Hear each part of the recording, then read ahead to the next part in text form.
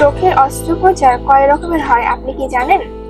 ঠিক এমনই কিছুটা অস্ত্রোপচার নিয়ে আমরা আগের ভিডিওতে আলোচনা করেছিলাম। আগের ভিডিওগুলো আপনি দেখলে আপনি জানতে পারবেন যে সেগুলো কিভাবে এবং কেন করা হয়।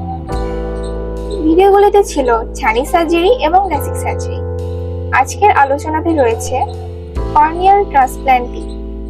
কর্নিয়াল ট্রান্সপ্ল্যান্ট হলো কর্নিয়ার ক্ষতিগ্রস্ত অংশ বা অপসারণ এবং সুস্থতার টিস্যু দিয়ে প্রতিস্থাপন করার একটি অপারেশন। এই ধরনের চোখের অস্ত্রোপচারকে কেরাটোপ্লাস্টি বা কর্নিয়াল গ্রাফট বলা হয়। এই ধরনের চোখের অপারেশন ব্যথা উপশম করতে এবং গুরুতর সংক্রমণ বা ক্ষতির চিকিৎসা করার জন্য হয়। কর্নিয়ার ক্ষতির লক্ষণগুলি হলো: 1. ঝাপসা দৃষ্টি, 2. চোখের জ্বলাপোড়া এবং চোখে ব্যথা, 3. হালকা সংবেদনশীলতা, 4. চোখ জল এবং বর্ধমান অশ্রু, 5. চোখে লালচে ভাব। আপনার যদি এমন লক্ষণগুলি দেখা দেয় তাহলে একজন ডাক্তারের সাথে আপনার পরামর্শ করা উচিত।